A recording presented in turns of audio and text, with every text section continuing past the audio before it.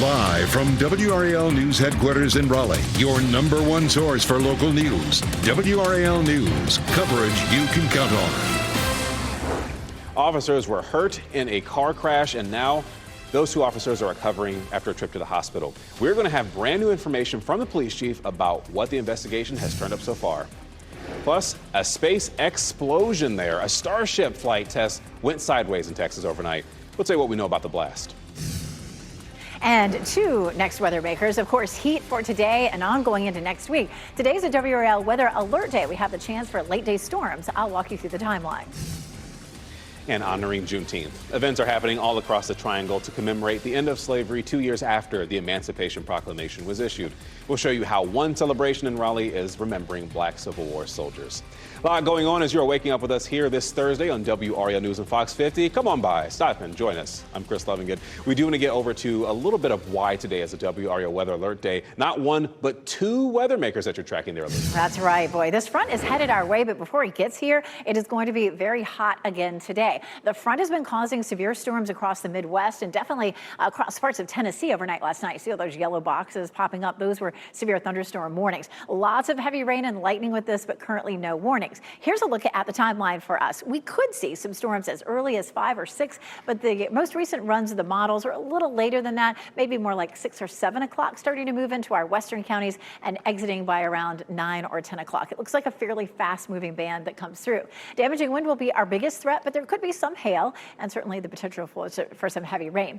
Look at RDU. We're starting to see some high thin cloud cover. That's pretty typical out ahead of a storm system. 81 is our temperature and our dew point is 70. So it's pretty warm and sticky out there. It will feel like 102 to 103 at the highest heat index in the middle of the afternoon. Actual high around 95. Yesterday our high was 94. 95 would be the hottest that we've seen so far this season, but we could surpass that next week. We'll take a look at that coming up. Ken? 802 Elizabeth happening now in the WRAL Traffic Center. That situation that we've been following to the east of Raleigh really has cleared up. It was a crash that happened in this area of Highway 64 coming in out of Zebulon, but you can still see the lingering delays that's stretching all the way back to Zebulon this morning. So you get ready to head out the door, particularly if you're in Zebulon, you're only looking at a 3-minute delay, which is good news. Things have definitely improved. At one point, it was up to like a 30-minute delay coming in from Zebulon. So you're leaving the house at just the right time.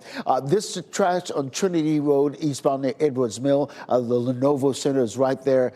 It just happened in the last 10 minutes or so. We're not seeing any delays in that area, but just watch for some police activity if Trinity Road is part of your morning commute. Similarly here, Briar Creek Parkway, westbound Globe Road, we're not seeing any delays, but be mindful of the police activity that you might see there as we take a spin around the Beltline. I-40 Lake Wheeler Road, the westbound lanes coming toward us, flowing nicely in all directions, and that's the case on the northern loop of the Beltline as well. I-440 and New Bern Avenue, these are the westbound lanes coming toward us as well. Otherwise, coming into the capital city, very little to no delays whatsoever if you're coming into Raleigh. Two Wendell police officers are recovering from an overnight car crash, and this happened on Wendell Falls Parkway near Jake May Drive around 12:30. And we have a breaking update from the WRAL Breaking News Tracker because Ali Kadlabauer was there for the aftermath, and in the last 15 minutes, she received new information from that police chief about this. Ali, what has this investigation into the crash turned up so far, and how are those officers doing so far this morning? Yes, and as you mentioned, we've been working to get details on this crash involving this police car that was taken back to the station just about 4 hours ago. You can see those tires are now flat and that fender hanging off. And just in the past 15 minutes, the police chief responded to me saying that the officers did not have major injuries. So good news there. However, one person has been charged in relation to this crash. Now take a look at this video from the WRAL Breaking News Tracker. This was around 2 this morning. You can see the damage to the driver's side bumper, major damage to that vehicle. Chief John Slaughter tells me that the police unit was driving on Wendell Falls Parkway and the crash happened at the intersection of Jake May Road. He also tells me no one involved had serious injuries. However, a 20-year-old was charged as a result of this crash with a felony of possession of cocaine. We are still working to learn some other details about this crash, including the cause. Now, they say that Highway Patrol is investigating the cause of this crash. We also asked the police chief more questions, including how many vehicles were involved, how many people, as well as the cause. Reporting in Wendell, Ali Kadlabar, WRAL News. The Fayetteville Police Department arrested one of its own officers. Officer Jacob Jones faces 6 sexual battery charges and is accused of committing the crimes while on duty. The interim police chief announced the arrest last night at a news conference. And according to an arrest warrant, Officer Jones responded to a call at a business on June 10th. And that is where police say he touched an employee inappropriately several times while reviewing camera footage. Interim Chief Todd Joyce says no one is above the law. The badge we wear is a symbol of public trust, and we will not tolerate any employee who violates that trust. Jones was served for a consideration for dismissal from his job at the department. Today is Juneteenth, and the federal holiday commemorating the end of slavery in the United States is being observed all across the United States. People across the Triangle will gather to honor this important anniversary, and WRAL's Kelsey Coffey shares details of a ceremony today to honor Black soldiers who fought in the Civil War. The Raleigh National Cemetery will be the backdrop for a special Juneteenth tribute. Several Black soldiers who fought for their freedom during the Civil War have been laid to rest here, and this morning the community is honoring them. The U.S. Colored Troops were a regiment of mostly Black soldiers who fought for the Union during the Civil War. More than 200,000 people are listed as a part of the regiment at the National Archives. Their role was critical in the Union winning the Civil War, leading to the end of slavery. Selena WRAL works to maintain the grounds of the Raleigh National Cemetery. She says the U.S. Colored Troops are often a forgotten part of history. I think the history needs to be preserved for the young people. The young people don't know today about a lot of this history, especially the things that we're celebrating for Juneteenth. There are Juneteenth celebrations happening across the Triangle today. You're looking at video from some of last year's celebrations. For a full list of the events that are happening today, head to WRAL.com. A tribute to honor those brave men who were part of the U.S. Colored Troops will be happening here at the cemetery this morning at 9:30. Kelsey Coffey, WRAL News in Raleigh. New video overnight shows the moment a SpaceX rocket exploded in Texas. Look at this video right here, this massive fireball. This happened just before midnight our time. SpaceX says the rocket exploded while it was on a test stand, and the company called it a, quote, major anomaly. But no injuries were reported. The rocket was preparing for its 10th test flight, and the cause of the explosion, that has not yet been released. This morning, a section of I-40 near the state line with Tennessee is closed because of flooding and a rock slide. Do you see this video, all that flooding? Video from the Tennessee side shows vehicles submerged in this water. Workers had to remove the center dividers to allow stuck vehicles to actually turn around, and officials say a lane is expected to reopen this afternoon. A Sanford woman is worried recent flooding may cause her home to collapse. This video was taken Monday outside Candace Waddell's home, and it shows water rushing over her front yard. Waddell says repeated rainfall has started to wash away her foundation, and she blames nearby drainage ditches that cannot handle large amounts of rain and are forcing water onto her property. And as those holes fill up with water, it has nowhere to go. So instead of going down, it just rushes across the road into my yard. A city spokesperson says they are aware of the damage and are working to reduce the impact. We have more new video to show you from overnight, revealing more Iranian strikes against Israel. The recent conflict between the two sides, it's escalating as it approaches 1 week. Video from the ground in Jerusalem shows Iranian missiles flying overhead, and smoke could be seen rising from Tel Aviv as Iran launched its latest wave of attacks. Israel's military says it activated sirens across the region. A hospital and residential buildings in Israel were hit in recent attacks. Iranian media reports Israel attacked a nuclear facility in Iran. President Donald Trump is reportedly weighing a potential U.S. strike on Iran. And the U.S. is reopening visas for foreign students, but changes are coming to the application process.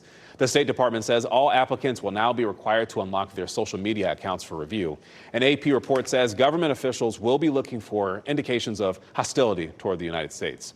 The department says any applicants who do not share their accounts could have their visas rejected.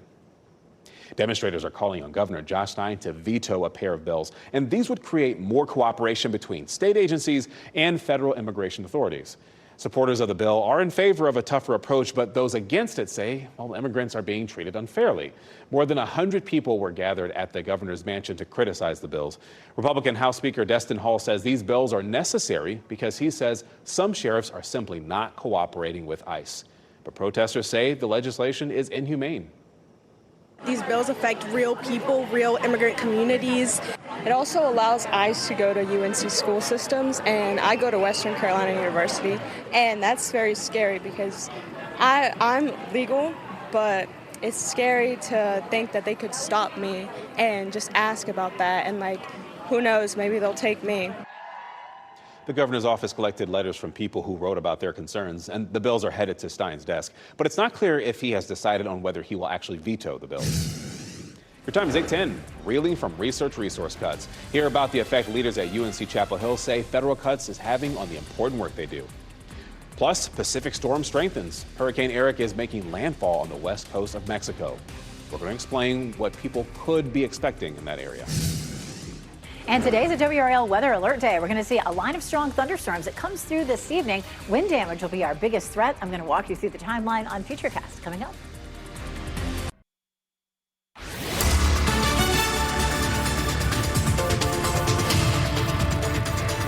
8:13 and taking a look at Wilson this morning. The whirligigs are spinning around out there, and you can see the tree here in the foreground also moving around with a little bit of breeze. Looking at Wilson right now, we're mainly clear. A little bit of high thin cloud cover is beginning to build in, which is pretty typical out of a storm system, which we're expecting later on today. Our wind is out of the southwest, so it's going to be another really hot day. Winds are steady at about 10 to 15, and then we're gusting right now in the triangle up to 23. We'll likely be gusting, say, 20, 25 for much of the afternoon. It's 80 degrees now in Rocky Mount and Goldsboro, 81 in Durham, 79 in Fayetteville, 75 in Roxborough. Starting to heat up a bit. It will feel like triple digits starting at lunchtime, 102 to 103 in the middle of the afternoon. And then the thunderstorms will roll in, most likely around 6 to 7 o'clock in our western counties. And we'll see the potential for wind damage as well as some hail and some heavy rain. I'm going to walk you through that on Futurecast. Coming up, Ken. All right, Elizabeth, happening now in the WRAL Traffic Center. We're going to start outside, give you your window on your morning commute, especially in the southern loop of the Beltline. It's part of your morning commute, I-40 and Lake Wheeler Road. These are the westbound lanes coming toward us this morning. If I-40 westbound is part of your morning commute, look at this, delay-free. You're coming in from Johnston County, maybe Highway 42, coming up I-40 westbound, nothing to show for it. And that southern loop we just showed you, no worries this morning at this hour. In the last 20 minutes, Hurricane Eric has made landfall with Mexico's Pacific coastline. The storm was downgraded to a Category 3 shortly before arriving near the city of Acapulco. People have boarded up windows ahead of the storm's arrival, as you see right here. The hurricane has been intensifying in power over the last 24 hours, and Eric could be the most powerful early season hurricane to hit Mexico. Powerful new video shows the moments tornadoes just ripped all across the Midwest. In Illinois, for example, a large building was shredded as the tornado tore across farmland, and a baseball complex was destroyed ahead of a big tournament scheduled for this weekend. Forecasters recorded nearly a dozen tornadoes in a 4-hour window across Missouri, Illinois, and Michigan, too. UNC's lead research administrator is opening up about the effect federal cuts is having on the university. Vice Chancellor of Research Penny Gordon-Larson told WRAL grants for 109 research projects were terminated. Overall, UNC received $126 million less in federal grants this fiscal year compared to the same time last year. Gordon says these cutbacks could have a statewide economic impact. So we are largely grant funded in terms of the research that we do, and our federal funding is really critical for us in terms of the mission to serve the state and the citizens of the world. And so it's a core resource for us to be able to do that. She also spoke about the realities young researchers are facing in the current climate. To read more about her message to future scientists, you can look for the story on WRAL.com under the Health tab. Today, state lawmakers are expected to approve a bill, specifically the senators, that would give the state auditor more power. And this would be to investigate people and businesses receiving public funds. The auditor's job is to ensure your tax dollars are being properly spent.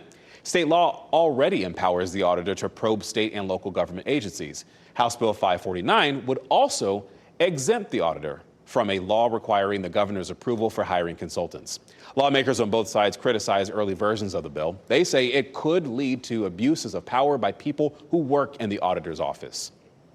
The federal government will eliminate a special service for LGBTQ youth and the 988 Suicide Prevention Lifeline. Starting July 17th, the Lifeline will no longer offer a dedicated support line for LGBTQ people. The general 988 service will still be available for anyone experiencing a crisis. In the last 3 years, 1.5 million calls or text messages were routed to the Lifeline. As summer break begins, schools across our area are already looking ahead to next school year, and one big focus will be smartphones. Several districts are making changes to their policies ahead of next school year. In Harnett County, students will need to put their phones in a locked pouch during the school day. In Johnston County, both students and teachers have to follow strict guidelines. They're primarily only allowed to use their phones for emergencies. And many Johnston County district teachers there actually want to revise the policy for staff. A big congratulations this morning to the graduates of the Wake County Fire Academy Class 16. 20 recruits have officially joined the fire service, and each of them went through a 38-week course, earning EMT and firefighter certifications. Not guilty. That's the verdict jurors reached in the retrial of Karen Reed for charges accusing her of killing her boyfriend. The jury acquitted Reed of multiple serious crimes, including second-degree murder. The jury did bring back a guilty verdict on a drunk driving charge, though. Reed was accused in the 2022 death of her boyfriend, Boston police officer John O'Keefe. A crowd of supporters who gathered outside the courthouse celebrated the jury's decision as it was announced. Celebrations have not let up in Florida, understandably so. After the Panthers won the Stanley Cup on Tuesday, fans gathered at a beach bar in Fort Lauderdale yesterday for a chance to touch the cup and party with some of the players, naturally. The Panthers are now back-to-back Stanley Cup champs, and the team will host a victory parade this Sunday starting at noon. And you know what, Chris? The players not the only ones getting banged up in the celebration. The cup has been damaged. Now, we don't have the actual video of the cup getting hurt, but, you know, it's 131 years old. Some things have happened to it. And the bowl of the top of the famous trophy is cracked now. The bottom is dented. A spokesperson for the Hockey Hall of Fame said they're going to take the appropriate steps. They plan to have it repaired by the time of that celebration parade on Sunday. Weighs 37 pounds. It's made of silver and nickel, so it's soft metals there. Damaged, nothing new for that century-old, more than a century-old chalice there for Lord Stanley. If that thing could just talk, the stories. No foul against them, though, right? No. Back-to-back champs, that's okay to get just a little dinged. I'm sure they can fix that. But I tell you what, the one day I would not like to have a parade, probably today. At least not if you're not hydrated, Elizabeth. That's right. I could pick a few more days in the 7-day forecast. We have 100 in the forecast right now for Tuesday. That's not the heat index. That's just the actual temperature. Ooh, but we're going to get a little bit of a break tomorrow. This is a live look at Chapel Hill, and we're starting to see some high, thin clouds streaming in ahead of our storm system. That's pretty typical. Our next weather maker is going to be moving across the mountains and into our area late this afternoon and this evening. So it's a WRAL weather alert day. Wind damage and heavy rain are most likely what we'll end up seeing. This has produced a lot of severe storms across parts of the Midwest and last night across Tennessee, especially between Nashville and Memphis. This is a look at Futurecast and when the rain may arrive. I'll tell you, this updates for us about once every couple of hours. The latest run, the newest runs, a little bit slower than some of the previous runs. We're going to pause it right here at about 6:30, 6:45, where it's just sitting to the west of the viewing area. Then we'll push it ahead. Watch how fast it moves. By 8:45, just 2 hours later, it's almost across the viewing area. So in the triangle, I would expect to see this between, say, 6:30 and 7:30, and then, or say 7 and 7:30, and then it's out of the area by around 9 o'clock. So it will move fast. The one thing that does for us is it keeps us from having as big a chance for flooding. The faster that rain moves through, the less of it can fall. However, we do have a level 2 risk for severe storms, and that does mean that some of these storm cells could produce some wind damage. A fast-moving system tends to have a better chance of producing some wind damage. It's not likely to be widespread, but it does look like a line that comes through between maybe as early as 5 o'clock, but more likely between 6 and 7 and around, say, 9 and 10. Again, damaging wind likely to be the biggest threat. Download our WRAL weather app, and you can set it to alerts. It'll let you know when those storms are coming through. As high as 105, the heat index for today, but notice that nice break for tomorrow. The heat index 93. We're going to see this front really drawing us out, moving out some of the humidity, but it comes right back starting Sunday. It'll feel like 104 and as much as 110 to 111 on Tuesday. Look at that, 100 degrees for the high temperature. Coming up, we're going to talk more about that, about why we're going to see such a big warm up for next week. Ken? Happening now, all new into the WRAL Traffic Center. We just got this report of first responders working this crash on Six Forks Road in the southbound lanes right near the Beltline.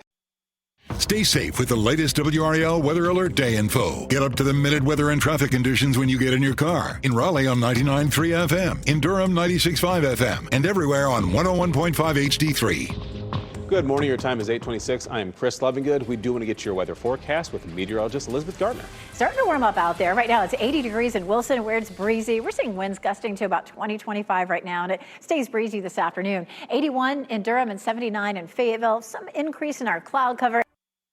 Now, breaking news from WRAL. Coverage you can count on. Following breaking news, as there was a police car crash. This morning, 2 Wendell officers were taken to the hospital after a collision. We're going to tell you about the new information we learned in just the past hour. Plus, Houston, we've had an explosion. This morning, a SpaceX rocket blew up on the platform. We're giving you a closer look at that massive fireball, plus what the company is saying about it. And the heat continues today, and more showers and storms this afternoon and evening. Some could be strong or severe. I'll break down the timing coming up. And today is Juneteenth, the federal holiday marking when enslaved people in Texas were notified of their freedom 2 years after the Emancipation Proclamation was issued. The celebration plan in the Triangle and what's closed for the holiday. A lot going on this Thursday as you are joining us here on WRAL News and Fox 50. Thanks so much for joining us. I'm Chris Lovingood. Okay, I'm sounding chipper when I start that, but it's hot out. I don't know why I'm that happy because I'm going to most likely evaporate outside. Grant Skinner is tracking that for us here on this WRAL Weather Alert Day. Yeah, it's hot out there, but we're not weather alert for the heat. It's going to get even hotter into next week, and we'll talk more about that coming up in a bit. We're weather alert for the threat for strong to severe storms, and you can't really tell right now. Plenty of sunshine from RDU. You can see just a few clouds out there. Radar is really quiet as well, but you look to the north and west, and there's more shower and storm activity. You can see that front all the way to the north and west, northwest of Lexington. Ahead of that, showers and storms developing, and they're slowly going to work their way south and east over the next several hours, eventually making their way through our area. Level 2 of 5 threat stretches as far south as Fayetteville and northern portions of Sampson County, all the way to southern portions of Virginia. But regardless, under a level 1 or level 2 risk, we're going to see some strong storms are possible into this afternoon and evening, and some could bring some damaging wind gusts. So make sure to have multiple ways to receive warnings, including the WRAL weather app. I'll break down some more details on what to expect throughout the rest of the course of this evening and also into the weekend coming up in just a bit. All right, Grant, happening now in the WRAL Traffic Center. A couple of things that's on a traffic map this morning that I want to bring your attention to. This crash on Trinity Road, eastbound near Edwards Mill. We're not seeing any delays in the area. That's the Lenovo Center right there. But just watch for some police activity. Similarly, here at Six Forks Road in southbound lane, right near the Beltline, just before you get onto the Beltline, we're not seeing any delays on Six Forks Road, but we're seeing a little bit of a delay on that northern loop between Six Forks and Wake Forest Road. But again, nothing that's going to really make you late. As we see the northern loop, the Beltline, things flowing nicely in both directions. As for the southern loop, similarly, boy, this time of the morning, traffic flowing great. You can't complain about that. I-40 and Rock Quarry Road. In terms of other major routes coming into the capital city, here's what we're looking at, really and truly. It's really delay-free when you look at it.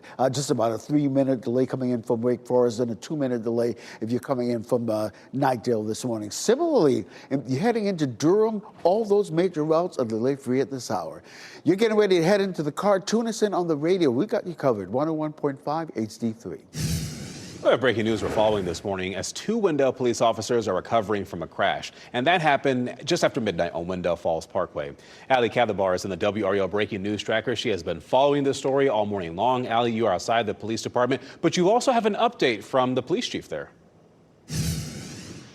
Yes, and we know that there was an arrest made in relation to this crash that involves this police car, the police unit. I believe we may not be able to see it real good, but take a look at this video from the WRAL breaking news tracker. This is about 2 a.m. this morning. Now you can see the damage to the driver's side bumper. The Wendell police chief tells me the police unit was driving on Wendell Falls Parkway. Then the crash happened at the intersection of Jake May Road. No one involved in this crash had serious injuries, but we did see a suspect in the back of a police car. We have video of that. We now know that a 20-year-old was charged as a result of this crash with a felony of possessing cocaine. We are still working to get answers about a possible police search that happened. Take a listen to what we heard on police radio traffic this morning at the same time and place of this crash. We received a call advising that there were some people that ran near the address of 857 Parktown Drive. We're still tracking southwest. We got footprints. We got a good track. We're still headed east. Yeah, and that police chatter goes on for about an hour. Here's a better look of that police unit involved in this crash. Now, we are still working to learn how many people were involved in this crash, as well as the calls. I did reach out to Highway Patrol within the last 15 minutes. They are leading this investigation into the calls. We're going to hopefully give you an update in the next few hours. Reporting in Wendell, Ali Kathabar, WRAL News. Police made an arrest after a shooting in Raleigh, and 22-year-old Vincent Wesley is charged with assault with a deadly weapon and possession of a firearm by a felon. The shooting happened Sunday morning just after 2:30 on Star Street. At last check, though, the person who was shot is in critical condition. Again, today is Juneteenth. The federal holiday observes the day in 1865 when federal troops arrived in Galveston, Texas to ensure the freedom of all enslaved people there. Now, mind you, that was 2 years after the Emancipation Proclamation was issued. WRAL's Kelsey Coffey is live at Raleigh National Cemetery. And Kelsey, today there are so many events that are happening for people to have fun, including one where they're going to be honoring black soldiers who fought in the Civil War. Yes, Chris, the Raleigh National Cemetery will be the backdrop for a special Juneteenth tribute. Several black soldiers who fought for their freedom were laid to rest here, and this morning our community is going to honor them. The U.S. Colored Troops were a regiment of mostly black soldiers who fought for the Union during the Civil War. More than 200,000 people are listed as a part of the regiment at the National Archives. Their role was critical in the Union winning the Civil War, leading to the end of slavery. Selena WRAL works to maintain the grounds of the Raleigh National Cemetery. She says the U.S. Colored Troops are often a forgotten part of history. The members of the United States Colored Troops, they are men who fought with courage and conviction in the Civil War, and their legacy will go on forever. Their legacy is very powerful, and it's our duty to make sure that legacy is preserved. There are Juneteenth celebrations happening across the Triangle today.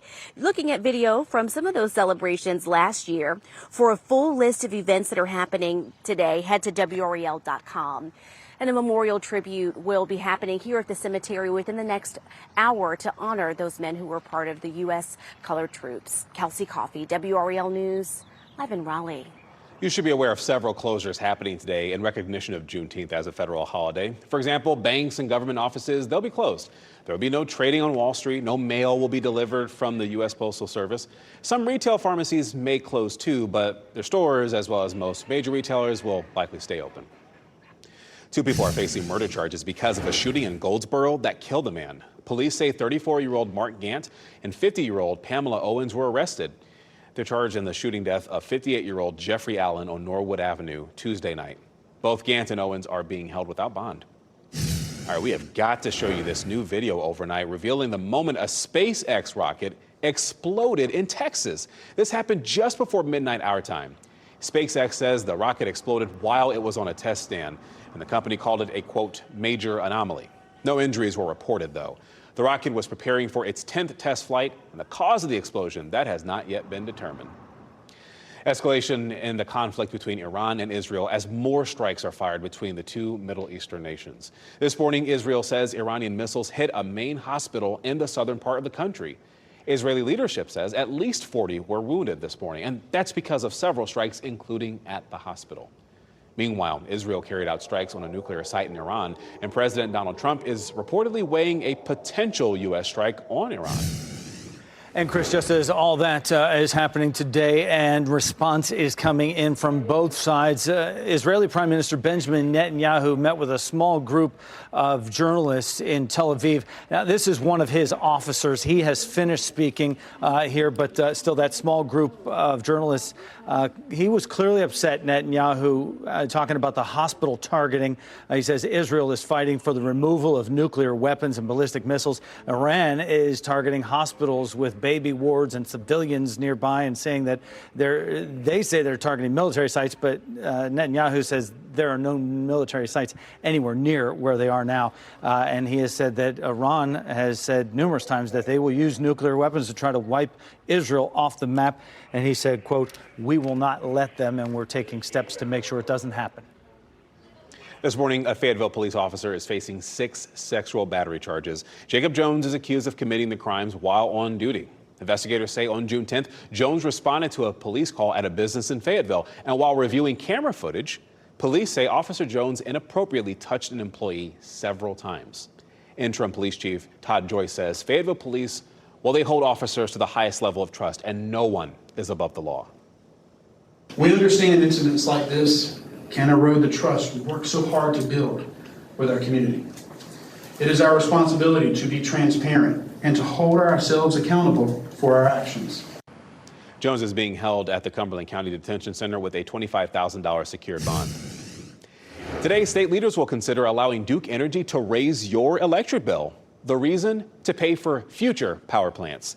Supporters say Senate Bill 266 would keep bills from becoming even more expensive in the future. And critics argue that it could leave North Carolinians paying billions of dollars for power plants that never even get built. Your time is 8:40 this morning. Suspected puppy mill arrest. A Raleigh woman is in custody because police say more than 100 animals were rescued from her home. The conditions that led to charges of animal cruelty. And mixed messaging. Sometimes we get conflicting advice on what foods are healthy and which ones are not. 5 on your side's Keely Arthur breaks down popular food myths.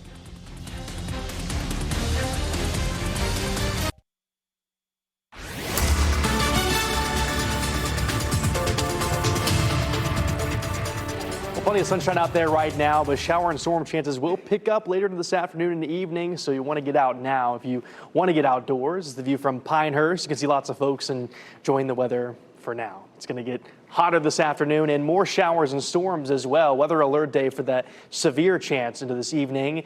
Less rain this weekend, but then even hotter into next week. I'll talk more details coming up in a bit about why we'll see that heat intensify. Temperatures right now right around 80 degrees, so already quite warm. Going to get even hotter this afternoon, highs in the mid-90s. And with the moisture tacked on, those heat index values are going to skyrocket. We'll talk more about that heat coming up in just a bit and talk about the timing of those showers and storms as well.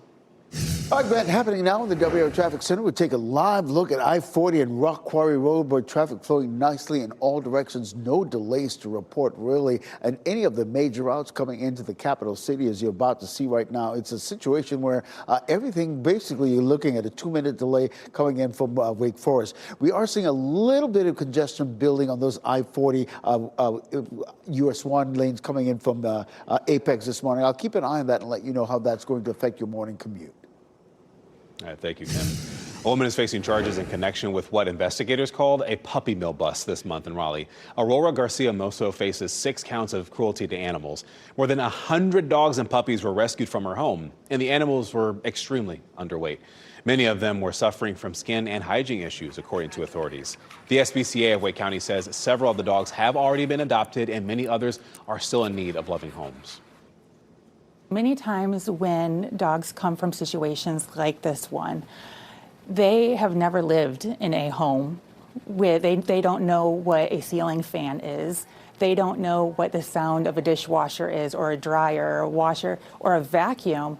It's a whole new world for them.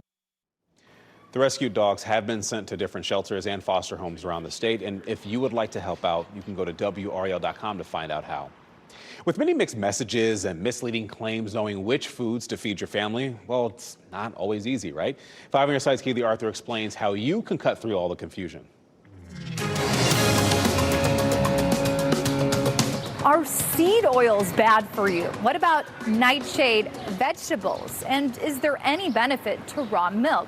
We all hear all sorts of things on the internet, but that doesn't mean you should listen. Be wary of claims that say a food is 100% good or bad. Take seed oils, for example. Some critics claim they cause inflammation and can lead to serious health problems like cancer, heart disease, and type 2 diabetes. But research tells a different story. Studies show that people with higher levels of linoleic acid, a type of omega-6 fat, actually have a lower risk of cardiovascular disease, possibly because seed oils can help reduce inflammation. Now let's talk about raw milk. It's made headlines recently with supporters claiming it's more nutritious than pasteurized milk, but there's no evidence for that. Plus, raw milk is risky. It can contain bacteria like Listeria and E. coli.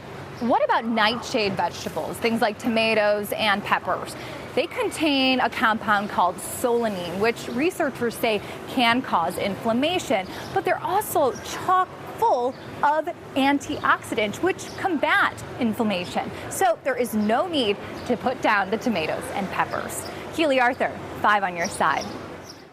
Lifting the cup high. Celebrations have not let up in Florida after the Panthers won the Stanley Cup on Tuesday. Well, technically they are letting them up, literally.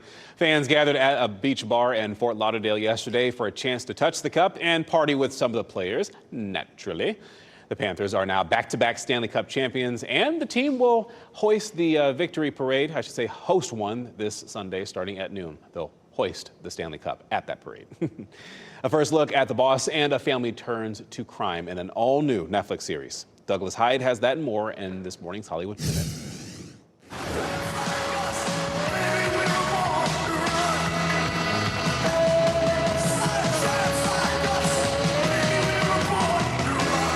A new trailer gives us our first look at Jeremy Allen White as Bruce Springsteen. He's playing the boss in the upcoming biopic Springsteen, Deliver Me From Nowhere, which hits theaters in October.